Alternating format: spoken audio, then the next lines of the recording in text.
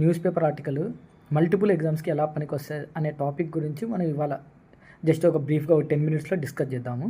So present ఇవాళ తీసుకుంటే air pollution topic.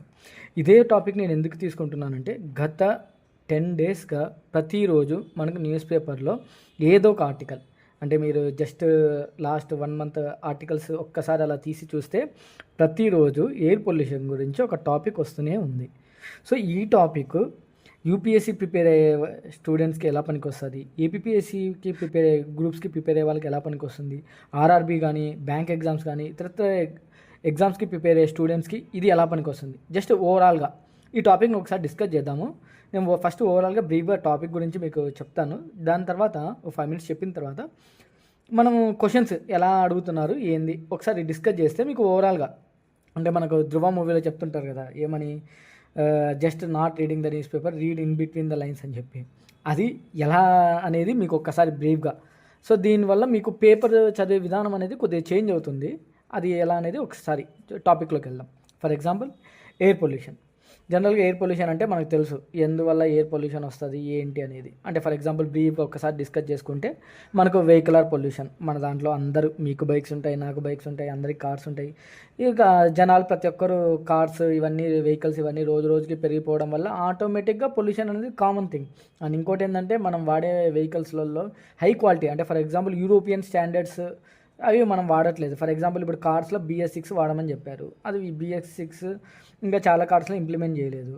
So అలా హై క్వాలిటీ స్టాండర్డ్స్ అవన్నీ మనం మెయింటైన్ చేయడం వల్ల. సో ఫస్ట్ రీజన్ వచ్చేసి వెహికులర్ పొల్యూషన్స్ వల్ల. Next agriculture. ఇప్పుడు మనకు అగ్రికల్చర్ తీసుకుంటే అగ్రికల్చర్ మనము అంతా వరి అంతా వేస్తాము, పండిన తర్వాత దానికి ఏం చేస్తాం, లాస్ట్లో హార్వెస్ట్ అంతా అయిపోయిన తర్వాత ఆ రిమైనింగ్ ఏదైతే ఉందో వేస్టేజ్ అదంతా చేస్తారు. ఎందుకని నెక్స్ట్ రబీ సీజన్ వస్తుంది కాబట్టి నెక్స్ట్ పంటకి రెడీ కావాలి కాబట్టి ఫాము ఇమీడియట్గా వెళ్ళాలి అంటే అవన్నీ కోసి మళ్ళీ ఫార్మర్స్కి వేజెస్కి ఇచ్చి చాలా పంచాయతీ కదా. సో ఈ పంజాబ్ హర్యానా వీళ్ళందరూ ఏం చేస్తారంటే జనరల్గా దాన్ని ఇంగ్లీష్లో చెప్పాలంటే స్టబుల్ బర్నింగ్ అంటారు. ఏదైతే వేస్టేజ్ ఉందో దాని అంతా ఈజీగా బంద్ చేసేస్తారు. సో అదొక రీజన్ వల్ల, సో అగ్రికల్చర్ రీజన్స్ వల్ల. నెక్స్ట్ మన ఇండస్ట్రీస్ వల్ల. సో ఇవి మేజర్ రీజన్స్. ఇవి కాకుండా మనకు మిగిలిన రీజన్స్ అని చెప్పాలంటే ఇప్పుడు ఫారెస్ట్ ఫైర్స్ వస్తాయి. ఫారెస్ట్ ఫైర్స్ ఫర్ ఎగ్జాంపుల్ మీరు చదివిన ఉంటారు, శాన్ ఫ్రాన్సిస్కోలో కావచ్చు, కాలిఫోర్నియాలో కావచ్చు, వీటి వల్ల కావచ్చు. నెక్స్ట్ వాల్కనిక్ ఎరప్షన్స్ వల్ల, వీటి వల్ల కూడా పొల్యూషన్ అనేది వస్తుంటుంది. వీటన్నిటి వల్ల ఎయిర్ పొల్యూషన్ అనేది వస్తుంది. సో ఇవి major reasons. Okay, air pollution అనేది జరుగుతుంటుంది, మీకు తెలుసు, నాకు తెలుసు. కానీ ఎయిర్ పొల్యూషన్ వల్ల ఇంపాక్ట్ మనకు తెలియదు కదా. సో ఫర్ ఎగ్జాంపుల్ మనకి ఇప్పుడు WHO అనేది రిపోర్ట్ ఇచ్చింది. ఏమని చెప్పిందంటే టాప్ 15 మోస్ట్ పొల్యూటెడ్ సిటీస్ ఇండియాలో, మొత్తం వరల్డ్ వైడ్లో టాప్ మోస్ట్ 15 పొల్యూటెడ్ సిటీస్లో ఇండియాలో ఎన్ని ఉన్నాయో తెలుసా మీరు? జస్ట్ స్మాల్ గెస్ చేయగలరా? 14 సిటీస్ ఉన్నాయి. అంటే ప్రపంచంలో 15 పొల్యూటెడ్ సిటీస్ తీసుకుంటే 14 మన దేశంలోనే ఉన్నాయి. ఇంకోటి ఎన్విరాన్మెంటల్ పర్ఫార్మెన్స్ ఇండెక్స్, ఇవన్నీ మనకు బ్యాంకులలో వస్తాయి. ఎన్విరాన్మెంటల్ పర్ఫార్మెన్స్ ఇండెక్స్ ఏంటి? సో ఎన్విరాన్మెంటల్ పర్ఫార్మెన్స్ రిలేటెడ్ దీనికి మన ఎయిర్ పొల్యూషన్ వల్లనే 168, అంటే టోటల్ 180 దేశాలు ఉంటే మన భారతదేశం అనేది 168th ర్యాంకులు ఉంది. అంటే మనం ఎంత దారుణమైన పొజిషన్లో ఉన్నామో ఒక్కసారి ఆలోచించండి. మన గ్రీన్ పీస్ రిపోర్ట్ అని చెప్పి ఎయిర్ పొల్యూషన్కి సంబంధించి ఒక ఢిల్లీలోనే 54,000 మంది చనిపోయినారంటే మీరే ఆలోచించండి. అంటే ఒక జనరల్గా 3వ ప్రపంచ యుద్ధం వల్ల మనుషులు చనిపోతారని చెప్పి మనం అనుకుంటాం. 2వ ప్రపంచ యుద్ధం చాలామంది చనిపోయినారు కదా. కానీ 3వ ప్రపంచ యుద్ధం వస్తుందో లేదో మనకు తెలియదు, కానీ పొల్యూషన్ వల్ల అంతకంటే జనాలు ఎక్కువ చనిపోతున్నారు. స్మాల్ బేబీస్ టు ముత్తగా పెద్ద మధ్య వయసు వాళ్ళు అందరూ దీనివల్ల ఎఫెక్ట్ అవుతున్నారు. దీనివల్ల మనకేంటి ఆటోమేటిక్గా ఇంకా ఏంటి ఇంపాక్ట్ అంటే మనుషులు చనిపోతున్నారు. మనుషులు చనిపోతే ఆటోమేటిక్గా వీళ్ళందరూ ఏంది, మన ఇండియాలో most important demographic dividend. Youth pollution వల్ల ఎఫెక్ట్ అయితే ఆటోమేటిక్గా వాళ్ళ హెల్త్ ఎఫెక్ట్ అవుతుంది. హెల్త్ ఎఫెక్ట్ అయితే ఆటోమేటిక్గా ఎకానమీ ఇంపాక్ట్ అవుతుంది. ఎకానమీ ఇంపాక్ట్ అయితే ఆటోమేటిక్గా మన జీడిపి కానీ ఇవన్నీ కానీ లాస్ అయిపోతాం. సో దీనివల్ల మన ఎకానమీ, మనం వరల్డ్స్ మోస్ట్ డెవలప్డ్ కంట్రీ అంటాం కదా, అది ఎప్పటికీ అవ్వదు. మనం డెవలపింగ్లోనే ఉంటాం ఇంకో 10 సంవత్సరాలు, 20 సంవత్సరాలు, 30 సంవత్సరాలైనా. ఇలాంటివన్నీ ఈ క్లైమేటిక్ చేంజ్ రిలేటెడ్ ఇష్యూస్ చాలా అర్థం చేయాలి మనం, చాలా ఇంపార్టెంట్. సో దీనికి తగ్గట్టు గవర్నమెంట్ ఆఫ్ ఇండియా చాలా ఇనిషియేటివ్స్ తీసుకుంది. ఇదంతా ఓకే. ఇప్పుడు ఫస్ట్ మనం ఎగ్జామ్ రిలేటెడ్ కనుక్కుందాం. అంటే గవర్నమెంట్ ఆఫ్ ఎగ్జామ్ రిలేటెడ్ అంటే యూపీఎస్సీకి ఎలా అడుగుతారు. యూపీఎస్సీకి తీసుకున్నప్పుడు జస్ట్ వాళ్ళు అడిగే క్వశ్చన్స్ అంటే యూపీఎస్సీ మెయిన్స్లో అంటే ఒక ఆర్ఆర్బీ పీఓ అతనైనా లేకపోతే ఆ రైల్వే ఎగ్జామ్కి ప్రిపేర్ అయ్యి యూపీఎస్సీ క్వశ్చన్స్ మనం యూపీఎస్సీ అంటే ఏదో కష్టం అనుకుంటాం కదా, జస్ట్ క్వశ్చన్ చెప్తున్నా చూడు. యూపీఎస్సీలో లాస్ట్ టైం అడిగిన questions, what are the major sources that and effects of air pollution. So major sources ఏంటి ఎయిర్ పొల్యూషన్? ఇందాక మీకు చెప్పే కదా, వెహికల్ పొల్యూషను, అగ్రికల్చర్లో స్టబుల్ బర్నింగ్ ద్వారా, తర్వాత మైనింగ్ కానీ, ఇండస్ట్రియల్ వల్ల కానీ. ఇదే క్వశ్చన్, ఇదే answer. So what are the major sources అంటే ఇవే మీరు రాయాలి.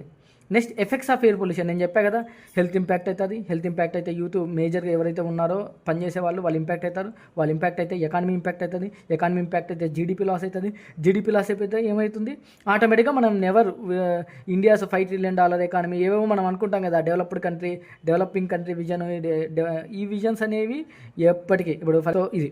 సో క్వశ్చన్స్ యూపీఎస్సీలో కానీ ఏపీఎస్సీ గ్రూప్ 1 మెయిన్స్లో కానీ క్వశ్చన్స్ లాస్ట్ టైం అడిగిన questions, what are the major sources of air pollution, what are effects of air pollution and government steps taken to reduce the vehicular, లేకపోతే government steps ఏం తీసుకుంది air pollution తగ్గించడానికి. ఇది next step. First step already మనం discuss చేసాం. Next step గురించి తీసుకుంటే, ఈ next step government of initiatives ఏవైతే ఉన్నాయో ఇవి రకరకాల ఎగ్జామ్స్లో పనికొస్తాయి. For example air quality index, మీ అందరికీ తెలుసు ఎయిర్ క్వాలిటీ ఇండెక్స్ గురించి. ఈ ఎయిర్ క్వాలిటీ ఇండెక్స్ అనేది ఏపీఎస్సీలో అదే మనం అనుకున్నాం కదా, what are the major government initiatives taken to reduce the air pollution అంటే ఎయిర్ క్వాలిటీ ఇండెక్స్ గురించి రాయొచ్చు. ఎయిర్ క్వాలిటీ ఇండెక్స్ మనకు బ్యాంక్ పీఓలలో what you mean by AQI అని అంటారు, ఫుల్ ఫామ్ అడగచ్చు. లేకపోతే ఎయిర్ క్వాలిటీ ఇండెక్స్ అంటే అడగచ్చు. ఎయిర్ క్వాలిటీ ఇండెక్స్లో ఎన్ని ఇండికేటర్స్ ఉంటాయని చెప్పి కూడా, అది ప్రిలిమ్స్లో గ్రూప్ 1 ప్రిలిమ్స్ కావచ్చు, సివిల్స్ ప్రిలిమ్స్ కావచ్చు. సో మనకు ఎయిర్ క్వాలిటీ ఇండెక్స్ అంటేనే మనకు అవి దాంట్లో ఆ 8 ఇండికేటర్స్ ఏవైతే ఉంటాయో అవి ఇమీడియట్గా చెప్పాలి. ఏమేమి ఉంటాయి ఎయిర్ క్వాలిటీ ఇండెక్స్లో? PM 2.5 వస్తుంది, PM 10 వస్తుంది, సల్ఫర్ డైఆక్సైడ్ ఉంటుంది, నైట్రోజన్ డైఆక్సైడ్ ఉంటుంది, కార్బన్ మొనాక్సైడ్ ఉంటుంది, ఓజోన్ ఉంటుంది, NH3 ఉంటుంది, లెడ్ ఉంటుంది. సో అర్థమైందా? సో ఈ ఎయిర్ క్వాలిటీ ఇండెక్స్ మీదనే ఎన్ని క్వశ్చన్స్ వస్తాయో చూడండి. PM 2.5, PM 10 అందరికీ తెలుసు కదా. సో PM 2.5 అంటే ఏంటి క్వశ్చన్ అడగచ్చు మళ్ళీ. PM 2.5 అంటే 2.5 అంటే ఏంటి? 2.5 అంటే మైక్రాన్స్. సో అది ఏంటి అంటే ఇప్పుడు WHO annual standard for PM 2.5 అంటే 5 micrograms per millimeter cube వస్తుంది. ఓకేనా? సో అది. సో ఎయిర్ క్వాలిటీ ఇండెక్స్లో ఎన్ని ఇండికేటర్స్ ఉంటాయంటే అదొక బిట్టుగా అడగచ్చు. 8 అని రాయాలి. అవి ఏంటివి అంటే PM 10, PM 2.5, sulphur dioxide, nitrogen dioxide, carbon monoxide, ozone, ammonia, lead. ఓకేనా? అర్థమైంది కదా. ఇప్పుడు దీంట్లో కూడా మళ్ళీ ఒక బిట్ అడగచ్చు. ఏమని? PM 10 2.5 దేని నుంచి రిలీజ్ అవుతుంది, సల్ఫర్ డైఆక్సైడ్ దేని నుంచి రిలీజ్ అవుతుంది, కార్బన్ మొనాక్సైడ్ దేని నుంచి రిలీజ్ అవుతుంది. ఇది కూడా ఒక బిట్టుగా రావచ్చు. ఫర్ ఎగ్జాంపుల్ మ్యాచింగ్ కూడా ఇవ్వచ్చు. ఫర్ ఎగ్జాంపుల్ క్వాలిటీ ఇండెక్స్ అనేది దాని రేంజ్ ఏంటి అని అడుగుతారు.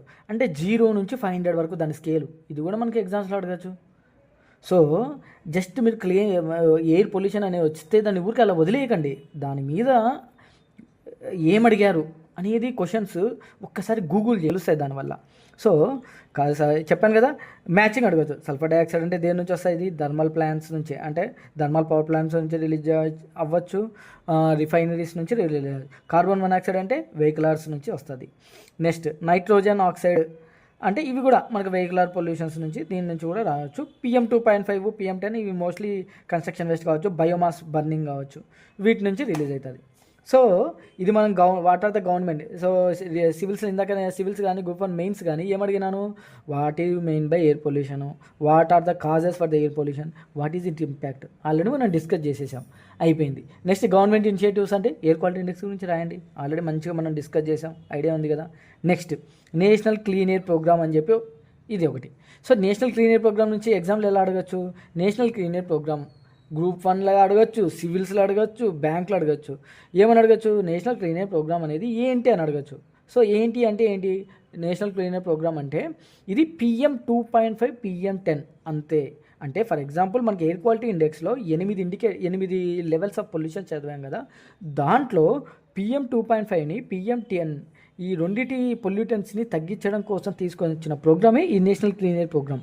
ఈ నేషనల్ క్లీన్ ఎయిర్ ప్రోగ్రామ్ అనేది 2000 ఎప్పుడు లాంచ్ చేశారు అది కూడా బిట్టు కడగచ్చు. 2019లో లాంచ్ చేశారు. సో అయిపోయింది. నేషనల్ క్లీన్ ఎయిర్ ప్రోగ్రాంలో దాని టార్గెట్స్ ఏంటి, ఇది కూడా మనకు కాంపిటేటివ్ ఎగ్జామ్స్లో అడగచ్చు. సో ఏంటి టార్గెట్స్? PM 2.5, PM 10 లెవెల్స్ని తగ్గించాలి. దాని టార్గెట్ ఏంటి? ఎంతవరకు తగ్గించాలి? 20-30% బై 2024 అని చెప్పి పెట్టుకున్నారు. బట్ 2024 ఆల్రెడీ అయిపోయింది. అంటే మీకు నేషనల్ క్లీన్ ఎయిర్ ప్రోగ్రామ్ గురించి తెలిసి ఉండింటే 20%, 30% టార్గెట్ బై 2024 అని తెలిసేది. నేషనల్ క్లీన్ ఎయిర్ ప్రోగ్రామ్ తెలిసిండింటే అది 2019లో లాంచ్ చేశారనే విషయం తెలిసిండిండేది. నేషనల్ క్లీన్ ఎయిర్ ప్రోగ్రామ్ గురించి తెలిసిండింటే దాంట్లో PM 2.5, PM 10 అనే ఇండికేటర్స్ని, ఈ 2 పొల్యూటెంట్స్ ఎయిర్ క్వాలిటీ ఇండెక్స్లో ఉన్న ఆ 8 ఇండికేటర్స్ ఏవైతే ఉన్నాయో ఆ 8 పొల్యూటెంట్స్, దాంట్లో ఓన్లీ PM 2.5, PM 10 ఈ రెండింటినే national clean air programme target చేస్తుంది అనేది విషయం మీకు తెలిసింది. సో అదొక ఇనిషియేటివ్ నేషనల్ క్లీన్ ఎయిర్ ప్రోగ్రాంలో, అదొక ఇంకో ఇనిషియేటివ్ కింద మనం రాసుకోవచ్చు. తర్వాత national ambient air quality standards అంటే ఏంటి, ఇది బిట్టుగా రావచ్చు. BS6 అంటే ఏంటి, ఇది బిట్టుగా రావచ్చు. ఇంకా గవర్నమెంట్ ఏం చేసింది, ఇవన్నీ government initiatives. Next clean air India initiative అని చెప్పి రీసెంట్గా గవర్నమెంట్ ఏం చేసిందంటే డచ్ కంపెనీతో మన ఇండియన్ స్టార్టప్స్ ప్లస్ డచ్ కంపెనీలో ఉండే స్టార్టప్స్ ఇద్దరు కొలాబరేట్ అయ్యి ఈ క్లీన్ ఎయిర్ సొల్యూషన్స్కి స్టార్టప్తో కూడిన సొల్యూషన్స్ ఏమన్నా వస్తాయేమోనని చెప్పి ట్రై చేశారు. సో దానివల్ల ఇది కూడా అడుగుతారు, క్లీన్ ఎయిర్ ఇండియా ఇనిషియేటివ్ అనేది దేనికి సంబంధించింది. Very good question actually. PM Ujjwala Yojana అని చెప్పి ఒక స్కీమ్ ఉంటుంది, మీకు తెలుసో లేదో. ఇదేంటి, పొల్యూషన్స్ అనేవి ఉంటాయి. LPG సిలిండర్స్ లేని వాళ్ళు ఏం చేస్తారు, లోపల కట్టెల పొయ్యిల ద్వారా చేస్తారు. సో వాటిని ఇండోర్ ఎయిర్ పొల్యూషన్ అంటారు. సో ఇండోర్ ఎయిర్ పొల్యూషన్ అంటే ఇప్పుడు దానికోసం తగ్గించుకోవడం కోసం వాళ్ళకి ప్రజలకి ఉమెన్కి మెయిన్ ఏంటంటే సబ్సిడైజ్డ్ LPG సిలిండర్స్ అనేవి ప్రొవైడ్ చేసినాడు సబ్సిడైజ్డ్ రేట్స్తో. సో దానివల్ల సో చూడండి, గవర్నమెంట్ ఇనిషియేటివ్స్ అంటే గవర్నమెంట్ ఇనిషియేటివ్స్లో నుంచే బిట్లు అడగచ్చు అవే మనకు. సో ఇప్పుడు మళ్ళీ ఓవరాల్గా మనం డిస్కస్ చేస్తే UPSCకి APPSC మెయిన్స్కి ఏం క్వశ్చన్లు అడిగినారు, what are the causes, what are its impacts, government initiatives. So ఇవి మీరు బిట్లలాగా చదువుకోవచ్చు, మీకు కాంపిటేటివ్ ఎగ్జామ్స్లో పనికొస్తుంది. అది చదివిన తర్వాత దాన్ని మీరు క్వశ్చన్ లాగా అంటే UPSC మెయిన్స్కి కూడా మీరు ప్రిపేర్ అవ్వచ్చు, APPSC మెయిన్స్కి కూడా ప్రిపేర్ అవ్వచ్చు సింపుల్గా. ఇంకో క్వశ్చన్ లాస్ట్ ఇయర్ ఇది కూడా అడిగారు మన సివిల్స్లో, what are the outcomes of national clean air programme అంటే just national clean air programme అనే దాని గురించే వాళ్ళు అడిగారు. సో మీరు రాసేయచ్చు. I think you can now, ఇప్పుడు మీకు అర్థమైంటుంది. సో మళ్ళీ RRBలో ఒకసారి అడిగారు, ఎప్పుడో నేను చూశాను, స్మాగ్ అంటే ఏంటి. Smog it's nothing but, smog అంటే ఏంటి, స్మోక్ ప్లస్ ఫాగ్, దాన్ని స్మాగ్ అంటారు. అది కూడా క్వశ్చన్ రావచ్చు, అది కూడా దీని నుంచి వచ్చిన టాపికే కదా, దీని నుంచి వచ్చిన టాపికే. సో ఎయిర్ పొల్యూషన్ అంటేనే జస్ట్ పేపర్లో చూసానే ఓకే ఎయిర్ పొల్యూషన్ ఓకే అయిపోయి తీసి పక్కన పడేయకండి.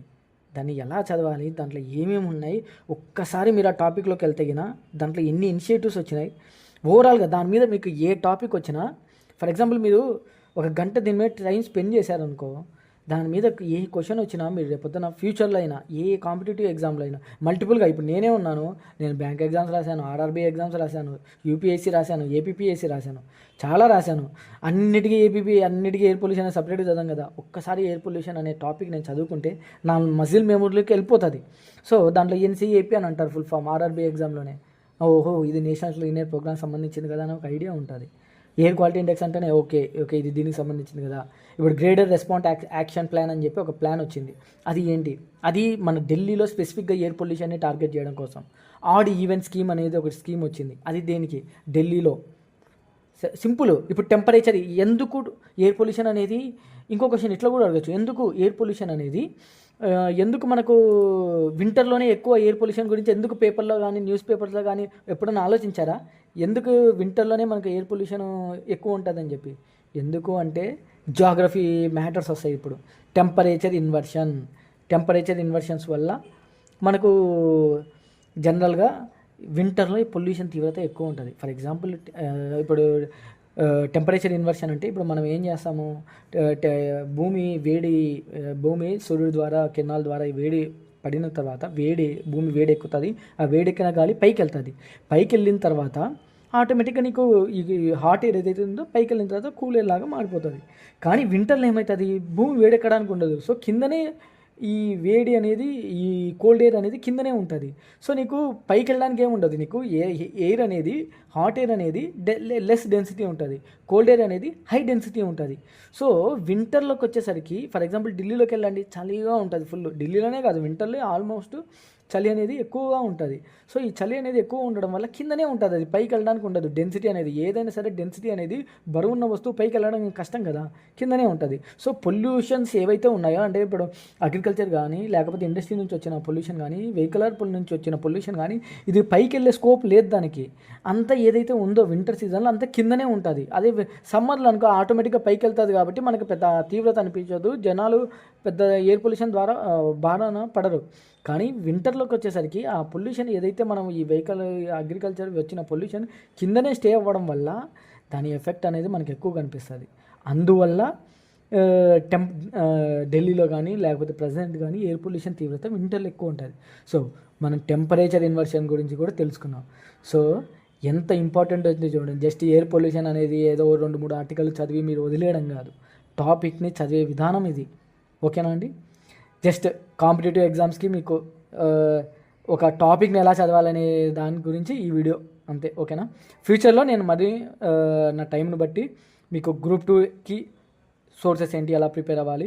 వన్స్ 100 సబ్స్క్రైబర్స్ అయితే మనం డైరెక్ట్ లైవ్లో కూడా లైవ్ చేసుకొని నేను డైరెక్ట్గా అట్లీస్ట్ వీక్కి నా టైంని బట్టి మీకోసం 1 or 2 hours 1 or 2 live sessions మనం చేసుకుందాం. మీరు ఏ డౌట్స్ ఉన్నా నన్ను అడగచ్చు, నేనున్నాను మీకోసం. ఓకేనా? మనందరం కలిసి ప్రిపేర్ అవుదాం. Okay, done. Bye bye.